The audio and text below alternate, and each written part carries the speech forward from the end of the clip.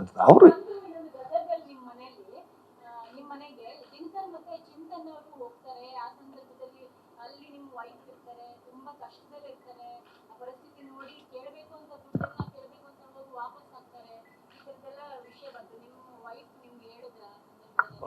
ಸ್ವಲ್ಪ ಕರೆಕ್ಷನ್.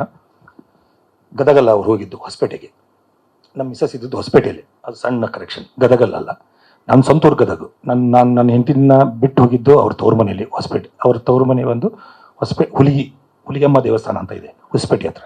ಆದರೆ ಅವರು ಅನಿವಾರ್ಯವಾಗಿ ಒಂದಿಷ್ಟು ದಿವಸ ಹೊಸಪೇಟೆಯಲ್ಲಿ ಇದ್ದರು. ಅವಾಗ ಅಲ್ಲಿ ಹೋಗಿದ್ರು, ನಿಜ ಮಾತಾಡಿದ್ದಾರೆ, ಅಲ್ಲೆಲ್ಲ ನಾನು ನೋಡಿದ್ದಾರೆ, ಕಷ್ಟ ನೋಡಿ ಅವರೇ ಹೆಲ್ಪ್ ಮಾಡಿ ಬಂದಿದ್ದಾರೆ. ದಿನಕರೇ ಹೆಲ್ಪ್ ಮಾಡಿ ಬಂದಿದ್ದಾರೆ. ನನ್ನ ಮಗನ ಕೈಯಲ್ಲಿ ದುಡ್ಡು ಕೊಟ್ಟು ಹೆಲ್ಪ್ ಮಾಡಿ, ಏನಾದ್ರು ಕಷ್ಟ ಹೇಳಿ, ಏನೋ ಆಗ್ಬಿಟ್ಟಿದೆ ಮೊಲ್ಲು ನಮ್ಮವನೇ ಅಂತಂತಂದು ಅವರೇ ಹೆಲ್ಪ್ ಮಾಡಿ ಬಂದಿದ್ದಾರೆ. ಅದು ಐ ಥಿಂಕ್ ನಾನು ಹೋಗಿ ಒಂದೂವರೆ ವರ್ಷ ಆದಮೇಲೆ ಅನ್ಸುತ್ತೆ, ನನಗೆ ಗೊತ್ತಿಲ್ಲ ಇದು, ಅವ್ರು ನಾ ಬಂದಮೇಲೆ ಹೇಳಿದ್ದವರು.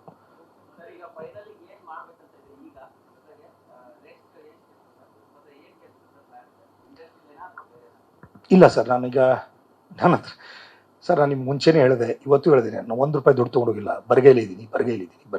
ಇದನ್ನು ನಾನು ಒತ್ತಿ ಹೇಳ್ತಾ ಇದ್ದೀನಿ ಸರ್ ಅಷ್ಟೇ. ನನ್ನ ಕಡೆ ಈಗ ಪ್ರೆಸ್ ಮೀಟ್ ಮಾಡೋಕ್ಕೂ ದುಡ್ಡಿರಲಿಲ್ಲ. ವೆಂಕಟೇಶ್ ಅವರು ಮತ್ತು ನವರಸನವರು ಅರೇಂಜ್ ಮಾಡಿಕೊಟ್ಟಿದ್ದಾರೆ. ಏನೋ ಮಾಡಬೇಕು ಅಂದ್ಕೊಂಡಿದ್ದೀನಿ. ಏನು ಅಂತಂದರೆ ನಾನು ಡಿಸ್ಟ್ರಿಬ್ಯೂಷನ್ ಮಾಡಲ್ಲ, ಪ್ರೊಡಕ್ಷನ್ ಮಾಡಲ್ಲ, ನನ್ನ ಕಡೆ ದುಡ್ಡಿಲ್ಲ. ಕೋ ಡೈರೆಕ್ಟರ್ ಮಾಡಬೇಕಂದ್ರೆ ತಲೆ ಓಡಲ್ಲ, ಕ್ರಿಯೇಟಿವಿಟಿ ಬೇಕು. ನನಗೆ ಡೈರೆಕ್ಷನ್ ಮಾಡೋಕ್ಕೂ ಹೋಗಲ್ಲ. ಈ ಮಧ್ಯದಲ್ಲಿ ಒಂದು celebrity management company, related event management company ಅಂತ ನಾವು ಏನೋ ಅಂದ್ಕೊಂಡಿದ್ದೀನಿ ಸರ್. ಇನ್ನೂ ಪ್ರಿಪ್ರೇಷನ್ ಹಂತದಲ್ಲಿದೆ. ಇದ್ರ ಬಗ್ಗೆ ನಾನು ಸ್ವಲ್ಪ ಲೇಟಾಗಿ ಮಾತಾಡ್ತೀನಿ. ಅದಕ್ಕೆ ನನ್ನ ಫ್ರೆಂಡ್ ಒಬ್ಬರು ಸಹಾಯ ಮಾಡ್ತಾ ಇದ್ದಾರೆ. He is in San Francisco. ಅವರು ನನ್ನ ಕಷ್ಟ ಸುಖ ನೋಡಿದ್ರು, ಅವರು ನನ್ನ ಕಷ್ಟದಲ್ಲಿ ಹೆಲ್ಪ್ ಮಾಡಿದವರು. ಅವರು ಇಲ್ಲ ಮಲ್ಲು ನಾನು ಹಿಂಗೆ ಬಂದೆ, ಅವ್ರ ಮುಂದೆ ಈಗ ಬಂದ ಮೇಲೆ ಅವ್ರು ಕಾಂಟ್ಯಾಕ್ಟ್ ಮಾಡಿದೆ. ಅವ್ರು ಹೇಳಿದ್ರು, ನಾನು ಇದ್ದೀನಿ, ನೀನು ಮಾಡು, ನಿನ್ನ ಪೊಟೆನ್ಷಿಯಲ್ ನನಗೆ ಗೊತ್ತು, ನೀನು ಮಾಡು, ಏನೋ ಒಂದು ಒಳ್ಳೇದಾಗುತ್ತೆ, ನಾನು ನಿನ್ಗೆ ಸಾಥ್ ಕೊಡ್ತೀನಿ ಅಂತ ಅವರು ನನಗೆ ಧೈರ್ಯ ಮಾಡಿ ಹೇಳಿದ್ದಾರೆ. ಈ ಪ್ರಾಜೆಕ್ಟ್ನ ನಾನು ಇವತ್ತಲ್ಲ, ನಾನು 2017 ಮಾಡ್ಬೇಕು ಅನ್ಕೊಂಡಿದ್ದು ಪ್ರಾಜೆಕ್ಟ್ನ. ಅವಾಗ ನಾವು ಅದನ್ನು ನಾನು ಕೂಡ ನನ್ನ ಫ್ರೆಂಡ್ ಕೂಡ ಮಾಡ್ಬೇಕು ಅನ್ಕೊಂಡಿದ್ವಿ. ಅವತ್ತು ಅನಿವಾರ್ಯ ಕಾರಣಗಳಿಂದ ನನಗಿರೋ ಫೈನಾನ್ಷಿಯಲ್ ಕ್ರೈಸಿಸಿಂದ, ನನಗಿರೋ ಫೈನಾನ್ಷಿಯಲ್ ಟೆನ್ಷನಿಂದ ಅದು ಮಾಡೋಕ್ಕಾಗಿರಲಿಲ್ಲ ಅವಾಗ. ಅದನ್ನು ಈಗ ಬಂದ ಮೇಲೆ ನನಗೆ ಅದು ನನ್ನ ಸ್ಟ್ರೆಂತ್ ಅನ್ನಿಸ್ತು. ಅದು ನನ್ನ ಸ್ಟ್ರೆಂತು. ಅದರಲ್ಲಿ ನನ್ನ ರೂಢಿ ಇದೆ, ಕೆಲಸ ಮಾಡಿ ರೂಢಿ ಇದೆ.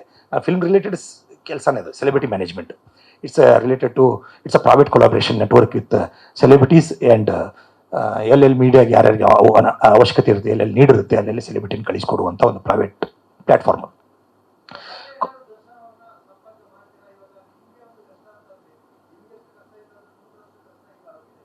ಸರ್ ಕೇಳ್ತಲ್ಲ ಪ್ಲೀಸ್.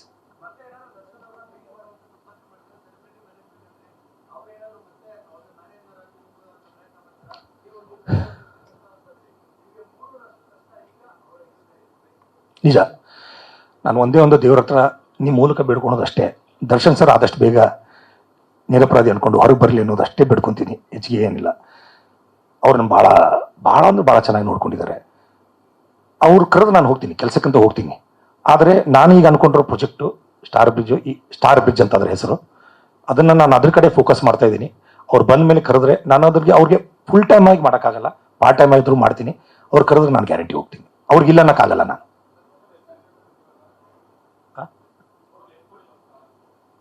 8 ಕೋಟಿ ₹1 ತೀರ್ಸಿಲ್ಲ ಸರ್. ಇದ್ರ ತಾನೇ ತೀರ್ಸಕ್ಕೆ ಸರ್, ₹1 ಇಲ್ಲ ಸರ್. ಹಂಗೆ ಇದೆ. 8 ಕೋಟಿ ಯಾರ್ಯಾರು ಕೊಟ್ಟಿದ್ದಾರೆ ಎಲ್ಲರೂ ಹೋಗಿ ಭೇಟಿಯಾಗಿದ್ದೀನಿ ಸರ್.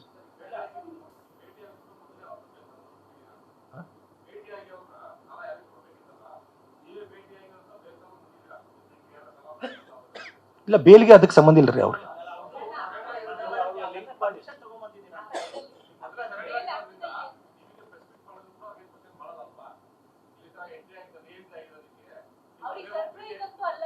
ಸರ್ ಇಷ್ಟು ಮೀಟ್ ಆಗಿದ್ದೀನಿ ಸರ್. ನಾನು ಹೇಳಿದ್ನಲ್ಲ ಸರ್, ಎಲ್ಲರ ಮನೆಗೆ ಹೋಗಿದ್ದೀನಿ.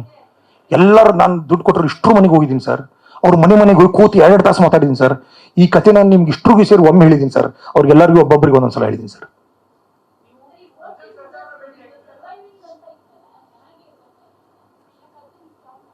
ಯಾವ್ದು ಇಲ್ಲ, ನಾನು ಫಿಲ್ಮ್ ಲೈನಲ್ಲಿ ಇತ್ಲಾಗ ಡೈರೆಕ್ಟರ್ ಆದೆ, ಪ್ರೊಡ್ಯೂಸರ್ ಆದೆ, ಡಿಸ್ಟ್ರಿಬ್ಯೂಟರ್ ಆದೆ, ಬ್ಯುಸಿ ಆಗಿಬಿಟ್ಟೆ ಮೇಡಮ್. ಡಿಸ್ಟ್ರಿಬ್ಯೂಷನ್ ಮಾಡೋಕ್ಕೆ ಸ್ಟಾರ್ಟ್ ಮಾಡಿಬಿಟ್ಟೆ.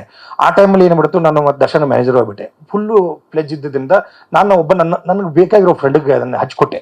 ಅವ್ನು ಚೆನ್ನಾಗಿ ಮಾಡ್ತಾನಂತ. ಅವ್ನು 6 ತಿಂಗಳು ಚೆನ್ನಾಗಿ ನಡೆಸ್ತಾ, ಅವನದೇನೋ ಪರ್ಸನಲ್ ಪ್ರಾಬ್ಲಮ್ಮು ಚೆನ್ನಾಗಿ. ಆಮೇಲೆ ಬರ್ತಾ ಅವನು ಸ್ವಲ್ಪ ಇಂಟ್ರೆಸ್ಟ್ ಕಡಿಮೆ ಆಯಿತು.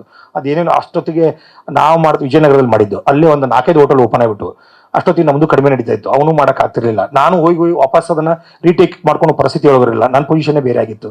ಹೀಗಾಗಿ ಸುಮ್ಮನೆ ಲಾಸ್ ಮಾಡಿಕೊಂಡು ಅಲ್ಲಿಂದ ಅಲ್ಲಿಗೆ ಆಗಿ ನಾವು ಅದನ್ನು ನಡೆಸೋದಕ್ಕಿಂತ ಸುಮ್ಮನೆ ಅದನ್ನು ಮುಚ್ಚಿಬಿಡೋದು ಬೆಟರ್ ಅನ್ನಿಸ್ತು. ಅವತ್ತು ಮುಚ್ಚಿದೆ.